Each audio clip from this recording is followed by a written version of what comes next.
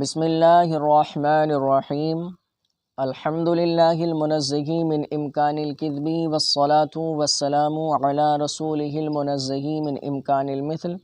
مصنف علیہ الرحمہ یہاں سے مناسخہ کو بیان کرتے ہوئے فرماتے ہیں، باب المناسختی، یہ باب ہے مناسخہ کے بیان میں۔ اولاً اجمالی بیان سن لیتے ہیں، مناسخہ کسے کہتے ہیں؟ تو مناسخہ جو مفاعلت کا مصدر ہے، معنی لغوی کے اعتبار سے نقل و تحویل کے معنی میں آتا ہے، اور اصطلاح شرع میں فرماتے ہیں، اصطلاح شرع ینتقل نصیب بعض الورثۃ بموتہ قبل القسمۃ الی ورثتہ، یعنی بعض ورثاء کے حصے کا منتقل ہو جانا اس کی موت کی وجہ سے تقسیم سے پہلے اس کے ورثاء کی طرف۔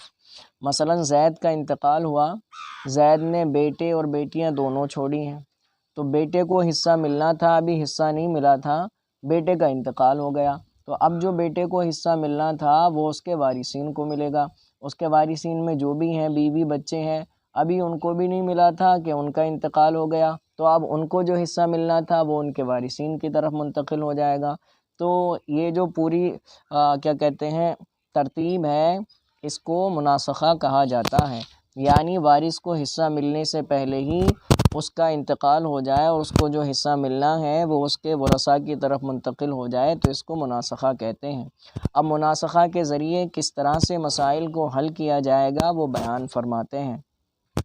فرماتے ہیں وَلَوْ صَارَ بَعْضُ الْأَنْصِبَاءِ مِيرَاثًا قَبْلَ الْقِسْمَةِ، کہ اگر ہو جائیں بعض حصے میراث قبل القسمت، تقسیم سے پہلے، یعنی ابھی تقسیم نہیں ہوئی تھی، اس سے پہلے ہی وہ میراث ہو گئے، تو فرماتے ہیں اس صورت میں اب کیا کیا جائے گا؟ کس طرح سے کہ زید کا انتقال ہوا، زید نے بیٹا چھوڑا مثلا خالد، تو خالد کو حصہ ملنا تھا، خالد کو جو حصہ ملنا تھا ابھی خالد کو ملا نہیں تھا کہ خالد کا بھی انتقال ہو گیا، تو اب یہ حصہ میراث ہو جائے گا خالد کے وارثین کے لیے۔ تو فرماتے ہیں اگر ایسا ہو جائے تو مال کو کس طرح سے تقسیم کیا جائے گا؟ تو اس کی دو صورتیں ہیں۔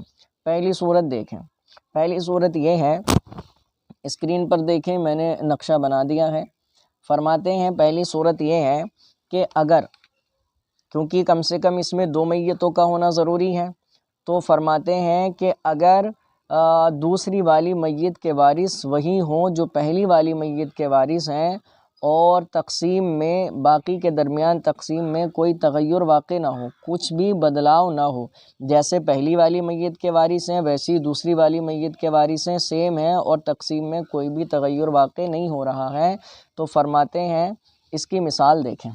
مثال کیا ہے کہ مثلا کسی شخص کا انتقال ہوا اور اس نے بیوی چھوڑی، پہلی والی مثال میں دیکھیں، بیوی چھوڑی جس کا نام سلمہ ہے، اور دو بیٹے چھوڑے خالد اور بکر، اور تین بیٹیاں چھوڑی زینب، رقیہ، فاطمہ۔ تو فرماتے ہیں ابھی مال تقسیم نہیں ہوا تھا، تو اس سے پہلے ہی کیا ہوا، عورت کا انتقال ہو گیا، عورت کا انتقال ہو گیا، یعنی زوجہ کا انتقال ہوا۔ اب جو سلمہ تھی ان کا انتقال ہوا، تو سلمہ نے بھی دو بیٹے اور تین بیٹیاں چھوڑی، دو بیٹے خالد، بکر، اور تین بیٹیاں زینب، رقیہ، فاطمہ۔ تو جو میت پہلی میت کے وارثین تھے وہی دوسری میت کے وارثین ہیں۔ فرماتے ہیں تو ابھی تقسیم نہیں ہوئی تھی کہ اتنے میں کیا ہوا، ایک بیٹے کا انتقال ہو گیا، یعنی جو میت اول کا بیٹا اور میت ثانی کا بیٹا ہے اس کا انتقال ہو گیا، اور دو بیٹے تھے نا خالد، بکر، تو ہم نے بکر کو مانا کہ بکر کا انتقال ہو گیا، تو بکر نے کون کون چھوڑا، ایک بھائی چھوڑا اور تین بہنیں چھوڑی۔ اس میں غلطی سے جو ہے بنات لکھ دیا گیا ہے، تو بکر کا انتقال ہوا تو بکر نے کیا چھوڑا، ایک بھائی چھوڑا اور تین بہنیں چھوڑی، بہنیں وہی ہیں زینب، رقیہ، فاطمہ۔ تو فرماتے ہیں پہلی والی میت کے وارث بھی یہ تھے، کیا، زوجہ سلمہ، خالد، بکر، زینب، رقیہ، فاطمہ۔ دوسری والی میت کے وارث بھی وہی ہیں، اور تیسری والی میت کے وارث بھی وہی ہیں۔ پھر ابھی جو ہے تقسیم نہیں ہوئی تھی، اتنے میں ایک بیٹی کا انتقال ہو گیا، تو بیٹیوں میں تین بیٹیاں ہیں نا، فاطمہ کا انتقال ہو گیا، تو فاطمہ نے ایک بھائی چھوڑا اور دو بہنیں چھوڑی۔ تو فرماتے ہیں تو اب یہاں کتنی میتیں ہو گئیں، چار میتیں ہیں۔ تو اب فرماتے ہیں یہ جو چاروں میتیں ہیں ان چاروں میتوں کے وارثین ایک ہیں اور اس میں تقسیم میں کوئی تغیر واقع نہیں ہو رہا ہے کہ سب اسبہ بن رہے ہیں۔ تو فرماتے ہیں اب یہاں سب کو اوپر سے مسئلہ بنانے کی ضرورت نہیں ہے، آخر میں آ کے جو بچے ہیں ان کے لیے ایک ہی مرتبہ مسئلہ بنائیں گے اور مال تقسیم کر دیں گے۔ تو کون کون بچا؟ ایک بھائی بچا ہے اور دو بہنیں بچی ہیں۔ تو اب یہاں مسئلہ کتنے سے بنے گا؟ کیونکہ بھائی اور بہنیں ہیں تو یہ اسبہ ہو گئے، مسئلہ 4 سے بنائیں گے، اس لیے کہ ایک بھائی 2 کے برابر ہوتا ہے اور 2 بہنیں ہیں، 4 سے مسئلہ بنایا اور یہاں 2 بھائی کو دے دیا اور ایک ایک بہن کو دے دیا۔ تو بات آ گئی سمجھ میں؟ تو اگر میت اول اور میت ثانی دونوں کے وارثین یا آخر تک جتنی بھی میتیں ہیں سب کے وارثین ایک ہیں، سیم ہیں، اور ان میں جو ہے تقسیم میں کوئی بدلاؤ نہیں ہو رہا ہے، کوئی تغیر واقع نہیں ہو رہا ہے، تو زیادہ ضرب دینے کی ضرورت نہیں، کچھ کرنے کی ضرورت نہیں، آخر میں جو باقی بچے ہیں انہی کے درمیان مال کو تقسیم کر دیا جائے گا۔ تو یہ تو مسئلہ ہو گیا کیا کہتے ہیں جب کہ میت اول اور میت ثانی کے وارثین سیم ہوں۔ ہاں آگے فرماتے ہیں کہ اگر سیم نہ ہو، یعنی میت اول کے وارثین الگ ہیں، میت ثانی کے وارثین الگ ہیں، یا وارثین تو ایک ہیں لیکن تقسیم میں کوئی تغیر واقع ہو رہا ہے، بدلاؤ واقع ہو رہا ہے، تو اس صورت میں کیا کیا جائے گا، کس طرح سے مال کو تقسیم کرنا ہے؟ دیکھیں کہ تو فرماتے ہیں کہ کزوج و بنت و ام، کہ مثلاً کسی عورت کا انتقال ہوا اور اس نے اپنے وارثین میں شوہر چھوڑے، ایک بیٹی چھوڑی اور ماں چھوڑی ہیں۔ تو فرماتے ہیں اس کے بعد کیا ہوا؟ فمات الزوج، تو شوہر کا انتقال ہو گیا قبل القسمتی، تقسیم سے پہلے، اور شوہر نے کس کو چھوڑا؟ عن امرأۃ و ابوین، بیوی چھوڑی ہے اور والدین کو چھوڑا ہے۔ پھر کیا ہوا؟ ثم ماتت البنت عن ابنین و بنت و جدۃ، پھر بیٹی کا انتقال ہو گیا، اس نے 2 بیٹے، ایک بیٹی اور جدہ چھوڑی ہیں۔ ثم ماتت الجدۃ عن زوج و اخوین، پھر جدہ کا انتقال ہو گیا، انہوں نے شوہر اور 2 بھائی چھوڑے۔ تو یہاں پر کتنی میتیں ہو گئیں؟ 4 میتیں ہو گئیں، وارثین میں اختلاف بھی ہے، تغیر بھی واقع ہو رہا ہے۔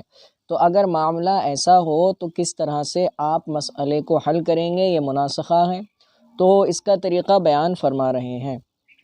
فرماتے ہیں فالاصل فیہ، تو اس میں اصل یہ ہے، کیا اصل ہے؟ ان تصحح مسئلۃ المیت الاول، کہ آپ کیا کریں گے کہ آپ میت اول کے مسئلے کی تصحیح کریں گے۔ اس کے بعد وتعطی سہام کل وارث من التصحیح، پھر کیا کریں گے آپ؟ اور کیا کہتے ہیں ہر وارث کو تصحیح سے اس کا حصہ عطا کر دیں گے، دے دیں گے۔ یعنی سب سے پہلے میت اول کے مسئلے کی تصحیح کی جائے گی اور اس کے وارثین کو حصے دے دیے جائیں گے۔ مثال دیکھیں تو سب سے پہلی مثال میں کیا کیا کہ کہتے ہیں کسی عورت کا انتقال ہوا، اسکرین پر دیکھیں، کسی عورت کا انتقال ہوا، اس نے زوج، ایک لڑکی اور ایک کیا کہتے ہیں اور ماں چھوڑی۔ تو اب زوج ہم نے یہاں لکھا ہے مثلا زید ہے، بنت لڑکی یعنی زینب ہے، اور ماں یعنی خالدہ ہے۔ تو فرماتے ہیں یہاں ہم تصحیح کریں گے، سب سے پہلے یہ میت اول کا مسئلہ ہے تو اس کی تصحیح کریں گے۔ تو ہم نے دیکھا تو ہم کو معلوم ہوا کہ یہ جو مسئلہ ہے وہ ردیہ ہے، اور شوہر ایسا ہے جس پر مسئلے کو رد نہیں کرنا ہے، بیٹی اور ماں ایسی ہیں جن پر رد کیا جائے گا۔ تو فرماتے ہیں اب یہاں کیا کریں گے؟ تو آپ جانتے ہیں کہ جب مسئلہ ردیہ ہوتا ہے تو 2 مسئلے بنتے ہیں۔ پہلے مسئلے میں جس پر رد نہیں کیا جاتا اس کا جو اقل مخرج ہے اس سے مسئلہ بناتے ہیں اور اس کا جو ہے حصہ اس کو دے دیتے ہیں، باقی جو بچا ہے اس کو محفوظ رکھتے ہیں، اور جو وارثین ایسے ہیں جن پر رد کیا جائے گا ان کے جو جمی سہام ہیں ان سے مسئلے کو بناتے ہیں۔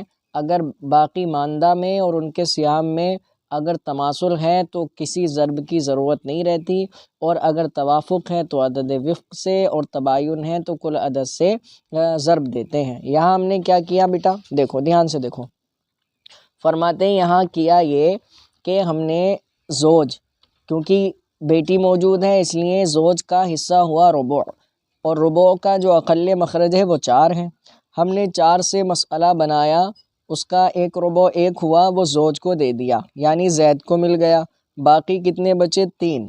اب ہم آگے بڑھے، ہم نے دیکھا ایک بیٹی ہے اور ماں ہے، تو بیٹی کا نصف ہوا، ماں کا سدس ہوا، تو نصف اور سدس آیا تو مسئلہ کتنے سے بنے گا؟ 6 سے۔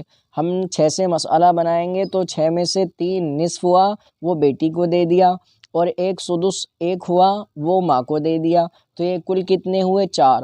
اب دوسرا مسئلہ ان جمعی حصوں سے سہام سے بنے گا، اس لیے کہ جن پر رد کیا جاتا ہے ان کے جو جمعی حصے ہیں اس سے دوسرا مسئلہ بناتے ہیں۔ تو ہم نے 4 سے ہم مسئلہ بنائیں گے، ہم نے دیکھا جو باقی بچا ہے وہ ہے 3، اور جو حصے بن رہے ہیں مل رہے ہیں وہ ہیں 4، دونوں کے درمیان تباین کی نسبت ہے، تو اس 4 کو اصل مسئلہ میں ضرب دیا، اصل مسئلہ کتنا ہے؟ 4 ہے، تو جب ہم نے 4 کو 4 میں ضرب دیا تو ہو گیا 16۔ آپ جانتے ہیں کہ جس سے اصل مسئلہ کو ضرب دیتے ہیں اسی عدد سے جس پر رد نہیں کیا جاتا اس کے حصے کو ضرب دیتے ہیں۔ تو فرماتے ہیں یہاں پر شوہر کو 1 ملا تھا، 1 کو 4 سے ضرب دیا تو 16 میں سے شوہر کو 4 ملیں گے۔ اب باقی بچی بیٹی اور ماں، تو فرماتے ہیں جن پر رد کیا جاتا ہے ان کو ماں بقیہ سے ضرب دیا جاتا ہے، تو ماں بقیہ کتنے ہیں؟ 3۔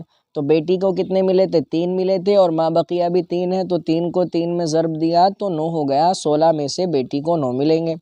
آگے فرماتے ہیں ماں کو کتنا ملا تھا؟ 1 حصہ ملا تھا، اب جو ہے 1 کو 3 میں ضرب دیا تو 3 ہو گیا، تو 16 میں سے 3 ماں کے ہوئے، 9 بیٹی کے ہوئے، اور 4 شوہر کے ہوئے، کل یہ کتنے ہو گئے؟ 16 ہو گئے۔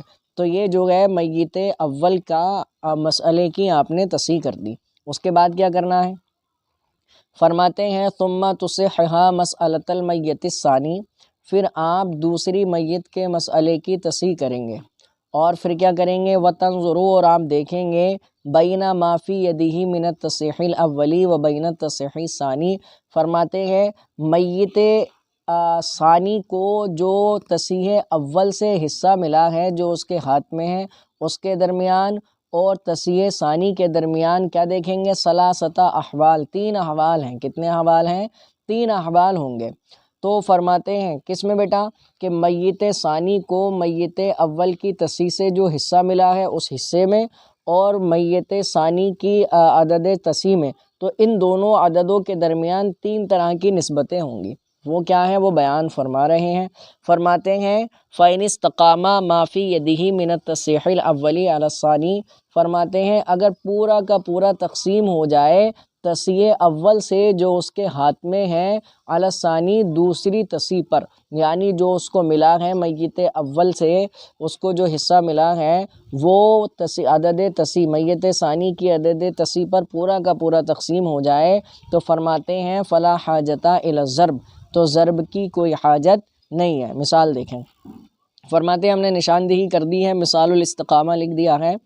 فرماتے ہیں کہ انتقال ہوا کس کا؟ اب ہوا دوسری مثال میں کیا فرمایا تھا کہ فمات الزوج قبل القسمہ، یعنی شوہر کا انتقال ہوا اور شوہر نے ایک بیوی چھوڑی اور والدین چھوڑے، تو فرماتے ہیں یہاں پر کیا ہوا؟ زوجہ ہیں جو ہندہ ہیں، اب ہیں بکر ہیں، اب جو کہ بکر ہیں ہیں جن کا نام ہم نے یہاں فاطمہ بیان کر دیا ہے۔ تو فرماتے ہیں اب یہاں ہم مسئلہ بنائیں گے، تو مسئلہ ہم نے بنایا کس سے بیٹا؟ 4 سے بنایا، کیوں؟ اس لیے کہ یہاں جو ہے اصحاب فرائض میں سے کون ہیں؟ زوجہ ہیں اور ماں ہیں، باپ تو اسبا ہو گئے یہاں پر، تو فرماتے ہیں یہاں ماں کا حصہ ثلث ما بقیہ ہوگا، تو ما بقیہ تو جب ہوگا کہ جب باقی جو اصحاب فرائض میں سے ہیں ان کو دے دیا جائے گا۔ تو اب ہم نے دیکھا کہ زوجہ ہیں، اولاد موجود نہیں، تو زوجہ کا ربع ہوا، ربع کا اقل مخرج 4 ہے، 4 سے مسئلہ بنایا، 1 کس کو دے دیا گیا؟ زوجہ کو یعنی ہندہ کو دے دیا گیا، باقی 3 بچا، 3 کا ثلث ما بقیہ کتنا ہوا؟ 1 ہوا، وہ ماں یعنی فاطمہ کو دے دیا گیا، باقی 2 بچے، باپ اسبا ہونے کی وجہ سے 2 باپ کو دے دیے گئے۔ تو فرماتے ہیں یہ کتنے ہو گئے؟ کل 4 ہو گئے، 1 زوجہ کا، 2 باپ کے، 3 اور 1 ماں کا 4، تو یہ 4 حصے ہو گئے۔ اب ہم نے دیکھا کہ زید کو جو میت اول کے ترکے سے ملا ہے وہ بھی 4 ہیں، اور جس سے مسئلہ بنایا ہے وہ بھی 4 ہیں۔ تو فرماتے ہیں ایسی صورت میں ضرب دینے کی کوئی حاجت نہیں، مال یوں ہی پورا کا پورا تقسیم ہو جائے گا۔ تو اب جو ہے 16 میں سے میت اول کے کون کون زندہ ہیں؟ زینب اور خالدہ، یعنی بیٹی اور ماں۔ تو 16 میں سے ان کو کتنے ملے؟ 3 ملے۔ کس کو؟ زینب کو، اور ماں کو خالدہ کو 3 ملے، اور باقی جو زوج کے 4 تھے وہ اس کا تو انتقال ہو چکا ہے۔ تو ان 4 میں سے جو زوج کے وارثین ہیں ان کو اس طرح سے ملیں گے کہ بیوی کو 1، باپ کو 2 اور ماں کو 1۔ تو فرماتے ہیں یہ تو وہ صورت ہو گئی کہ میت ثانی کو جو ملا ہے اس عدد میں، اور میت ثانی کے وارثین پر جس عدد کے ذریعے تصحیح کی گئی ہے اس میں اگر استقامت ہو، تماثل کی نسبت ہو، تو کسی بھی ضرب کی حاجت نہیں ہے۔ آگے فرماتے ہیں وَإِن لَّمْ يَسْتَقِمْ، اور اگر استقامت نہ ہو، یعنی پورا کا پورا تقسیم نہ ہو، پھر کیا کرنا ہے؟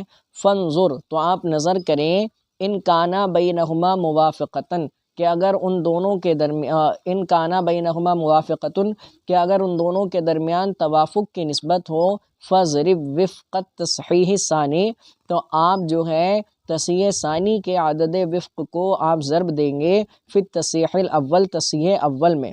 کب؟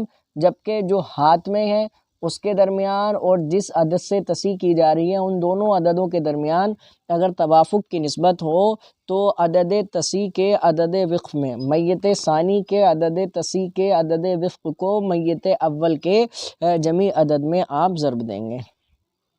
تو فرماتے ہیں اس کی مثال بھی ملاحظہ کریں۔ فرماتے ہیں تو تیسری میت کون تھی؟ یہاں بیان کیا تھا کہ بیٹی کا انتقال ہوا تو اس نے 2 بیٹے، 1 بیٹی اور جدہ چھوڑی۔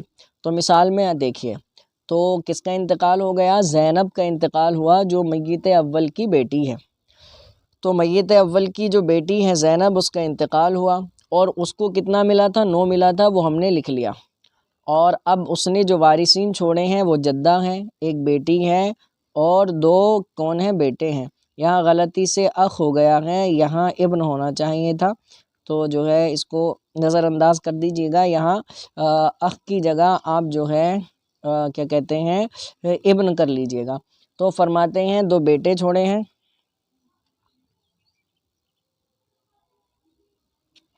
2 بیٹے چھوڑے، ورنہ تو میں کوشش کروں گا اگر بآسانی اگر ہو جاتا ہے تو میں خود سے اس کو ایڈٹ کرنے کی کوشش کروں گا۔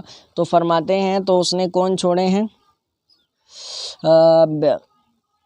2 بیٹے چھوڑے، 1 بیٹی چھوڑی اور جدہ چھوڑی۔ تو سب سے پہلے ہم اس مسئلے کو بناتے ہیں۔ تو ہم نے دیکھا اصحاب فرائض میں سے صرف جدہ ہیں، باقی جو ہیں وہ اسبا ہیں۔ تو جدہ کا حصہ سدس ہے تو مسئلہ 6 سے بنایا، 6 کا 1 سدس 1 ہوا، وہ کس کو دے دیا؟ جدہ کو دے دیا۔ باقی کتنے بچے؟ 5۔ تو 5 کس کو دے دیے؟ اسبا کو دے دیے۔ یہاں پر تھوڑی سی کمی رہ گئی ہے کہ یہاں کچھ لکھنا بھول گئے تھے، چلیے سمجھ جائیں گے آپ پھر بھی۔ تو 5 باقی بچے، تو 5 کو باقی رکھا۔ اب ہم نے دیکھا کہ مسئلہ کتنے سے بنایا؟ 6 سے، اور جو زینب کے ہاتھ میں ہے اس کو جو ملا ہے وہ 9 ہے۔ 6 اور 9 کے درمیان ہم نے توافق کی نسبت دیکھی کہ توافق بالثلث ہے۔ تو یہاں پر ہم نے کیا کیا؟ 6 کا عدد وفق نکالا 2 اور 9 کا عدد وفق نکالا 3۔ تو اب کیا کرنا ہے؟ مسئلہ کتنے سے بنایا؟ 6 سے۔ یہ میت ثانی کا عدد تصحیح ہے تو اس کا عدد وفق کتنا ہوا؟ 2۔ تو اس 2 سے میت اول کے جو عدد تصحیح ہے اس کو ضرب دینا ہے۔ تو میت اول کا عدد تصحیح کتنا ہو گیا تھا؟ 16۔ 16 کو 32 میں ضرب دیا تو کتنا؟ 16 کو 2 میں ضرب دیا تو 32 ہو گیا۔ اب جو زندہ ہے ان کے ہر ایک کے حصے کو اسی 2 سے ضرب دینا ہے۔ تو میت اول کے زوج اور بنت کا تو انتقال ہو گیا ہے، تو ان دونوں کے حصوں کو تو ضرب نہیں دینا، لیکن والدہ موجود ہیں تو والدہ کے حصوں کو ضرب دیا، یعنی خالدہ۔ تو اب خالدہ جو میت اول کی والدہ ہیں ان کو کتنا ملا؟ 3 ملا تھا، 3 کو 2 میں ضرب دیا تو 6 ہو گیا۔ اب 32 میں سے میت اول کی والدہ کو 6 ملیں گے۔ آئیے میت ثانی کی طرف۔ تو فرماتے ہیں میت ثانی میں زید کی زوجہ کو 1 ملا تھا، 1 کو 2 میں ضرب دیا تو اب اس کو 32 میں سے 2 ملے گا۔ بکر کو 2 ملا تھا، 2 کو 2 میں ضرب دیا تو اس کو 4 ملے گا، اب 4 ہو گیا اس کا۔ اور زید کی والدہ کو فاطمہ کو 1 ملا تھا، 1 کو 2 میں ضرب دیا تو اس کا بھی 2 ہو گیا۔ آگے چلیے فرماتے ہیں اب یہاں جو زینب کے ہاتھ میں ہے اس کا جو عدد وفق ہے وہ کتنا ہے؟ 3 ہے۔ اب 3 سے اس کے وارثین کے حصوں کو ضرب دیں گے، تو زینب کی جو جدہ ہیں ان کو 1 ملا تھا، 1 کو 3 میں ضرب دیا تو 3 ہو گیا۔ اب فرماتے ہیں اب یہاں پر جو اگلے وارثین ہیں زینب کے بیٹی ہیں، تو بیٹی کو کتنا ملا تھا؟ بیٹی کو ملے گا اس میں سے کہ یہاں اس طرح سے کر لیجئے کہ مجموعی طور پر ان کے کتنے حصے بنے کہ 6 میں سے 1 تو جدہ کو دے دیا گیا تھا اور 5 ان سب کو دیے گئے تھے، تو جب 5 کو 3 میں ضرب دیا تو 15 ہو گیا، اور 15 کو 5 میں تقسیم کیا تو 3 آیا، یعنی ہر اس کا بیٹی یعنی کریمہ کو 3 ملے اور ہر ایک بیٹے کو 6 ملے، 6 دونی 12 اور 3 15 ہو گئے۔ تو فرماتے ہیں یہاں اس طرح سے عدد وقف میں ضرب دیں گے۔ یہاں لکھنا رہ گیا تھا، تو کس طرح سے سمجھ لیجئے اس کو پھر سے کہ 6 میں سے 1 ملا تھا جدہ کو، تو 1 کو 3 میں ضرب دیا تو کتنا ہو گیا؟ 3 ہو گیا۔ تو اب زینب کی جو جدہ ہیں ان کو 3 ملے گا 9 میں سے۔ فرماتے ہیں آگے کتنا ہوا کہ بیٹی ہیں اور بیٹے ہیں، تو ان سب کو مجموعی طور پر 5 ملا تھا، 5 کو 3 پر ضرب دیا تو 15 ہو گیا۔ اب 15 جو ہے اس کو 3 پر تقسیم کیا تو 3 ہی آیا، تو چونکہ بیٹوں کا بیٹی سے 2 گنا ہوتا ہے تو ہر بیٹے کو 6 ملے گا اور بیٹی کو 3 ملے گا، ٹوٹل کتنا ہو جائے گا؟ یہ 15 ہو جائے گا۔ تو فرماتے ہیں تو اس صورت میں اب یہاں تک بات ہو گئی۔ آگے فرماتے ہیں اس کے بعد کیا ہوا؟ ثم ماتت الجدۃ عن زوج واخوین، پھر جدہ کا انتقال ہو گیا، انہوں نے شوہر چھوڑے اور 2 بھائی چھوڑے ہیں، شوہر چھوڑے اور 2 بھائی چھوڑے ہیں۔ اب یہاں پر کیا کیا جائے گا؟ پہلے مسئلہ بنائیں گے، تو فرماتے ہیں جدہ وہی ہیں جو اوپر جو ہے میت اول کی جو والدہ تھیں وہی ہیں، تو خالدہ کا انتقال ہوا اور خالدہ کو کتنے حصے ملے ہیں؟ خالدہ کو ملے ہیں مجموعی طور پر کتنے ہو گئے اس کے؟ 9 ہو گئے۔ کس طرح سے؟ میت اول کے وارث ہونے کی وجہ سے اس کو 6 ملے تھے، اور میت ثالث جو ہے یعنی زینب کے وارث ہونے کی وجہ سے اس کو 3 ملے تھے، 6 اور 3 کو جب ہم نے جوڑا تو 9 ہو گئے۔ تو خالدہ کے کتنے حصے ہو گئے؟ ٹوٹل 9 حصے ہو گئے، تو خالدہ کو 9 ملے۔ اب اس کے ہاتھ میں جو ہے وہ 9 ہے۔ اب اس نے جو وارثین چھوڑے ہیں جدہ نے، وہ شوہر چھوڑے اور 2 بھائی چھوڑے ہیں۔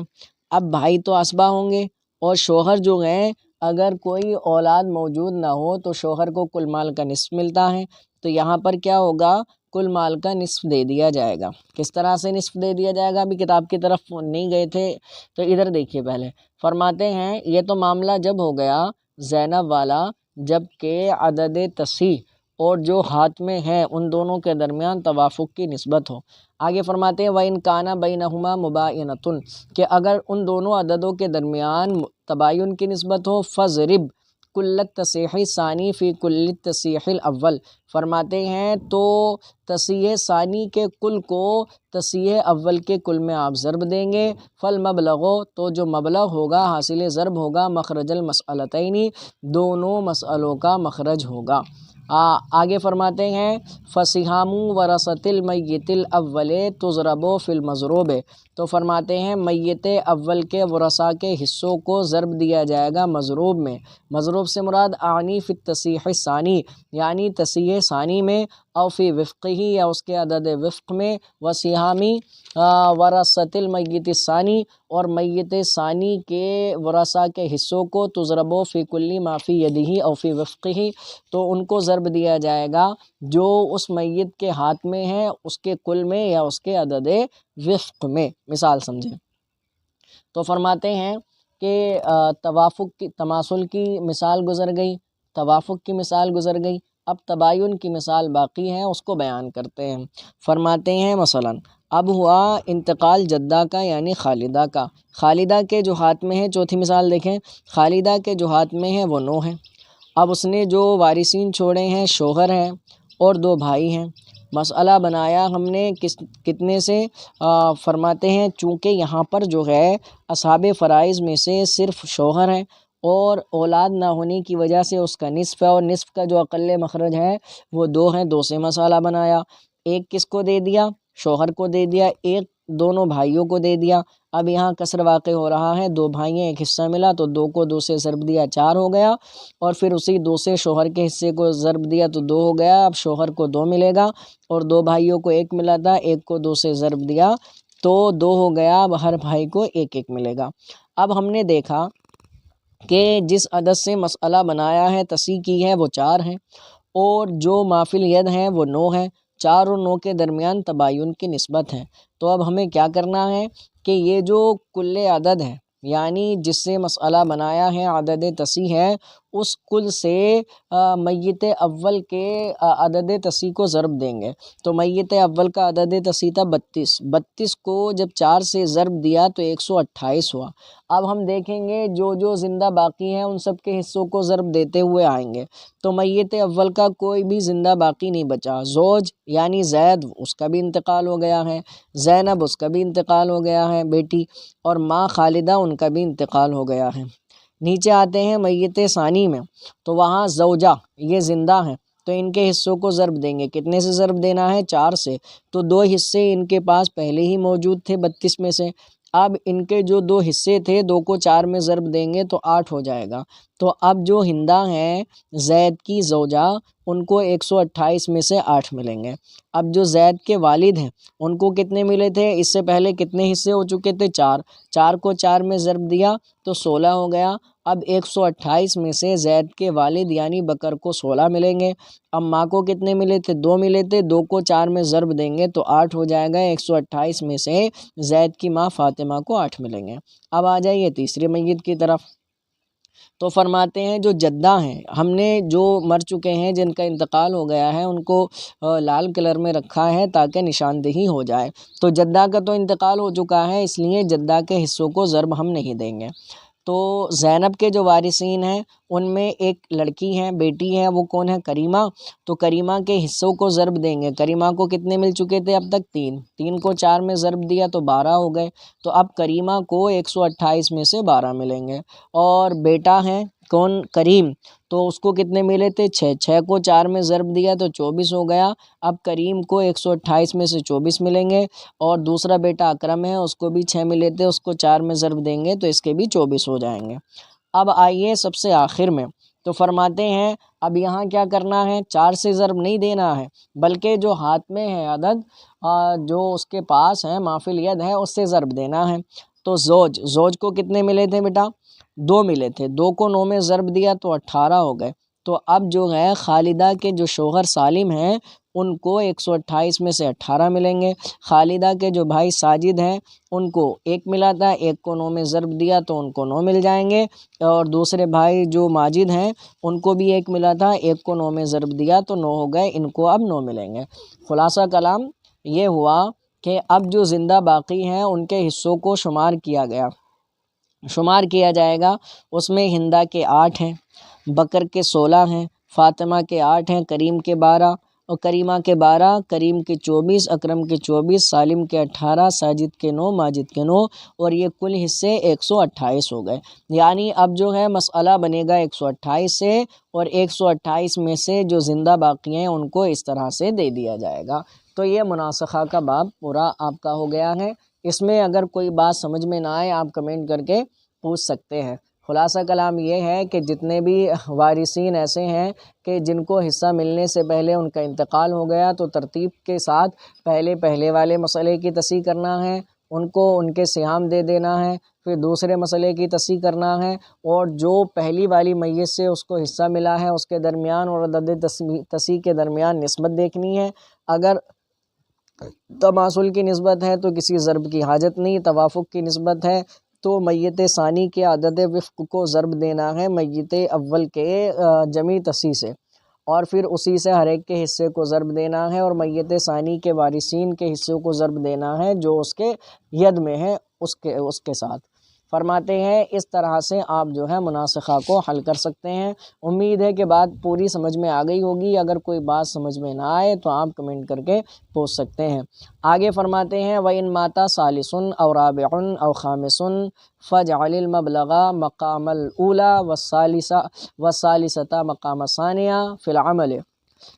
ثم فی الرابعۃ والخامسۃ کذالک الی غیر النہایہ، فرماتے ہیں اگر تیسرا مر جائے یا چوتھا مر جائے یا پانچواں مر جائے تو آپ جو ہے مبلغ کو مقام اول بنائیں اور ثالثہ کو مقام ثانیہ یعنی دوسرے کی جگہ رکھیں عمل میں، پھر چوتھے کو، پھر پانچویں کو، اسی طرح الی غیر النہایہ۔ ہاں تو فرماتے ہیں اس کا کیا مطلب ہے؟ دیکھو بیٹا، پہلا میت اول ہے، پھر میت ثانی ہے۔ اگر میت ثالث آ جائے تو میت اول اور میت ثانی جو ہے ان دونوں کا جو عدد تصحیح بنا ہے اس کو پہلی والی جگہ رکھ لیں، اور جو تیسری میت ہے اس کو دوسری والی جگہ رکھ لیں۔ اسی طرح جو ہے جو اوپر مرتے جائیں ان کے جمیع عدد تصحیح کو ایک ساتھ رکھیں اور اس سے ضرب دیتے رہیں۔ جس طرح سے بھی اگر تماثل کی نسبت ہے تو ضرب دینے کی ضرورت نہیں، توافق و تباین کی نسبت ہے تو جس طرح سے ضرب کا طریقہ بیان کر دیا اس طرح سے آپ ضربیں دیتے رہیں، آپ کا مسئلہ حل ہو جائے گا۔ تو آج یہ مناسخہ کا باب پورا ہوا۔ اللہ تبارک و تعالیٰ اس فن میں ہم سب کو خوب جو ہے مہارت حاصل کرنے کی توفیق عطا فرمائے۔ السلام علیکم ورحمۃ اللہ تعالیٰ وبرکاتہ۔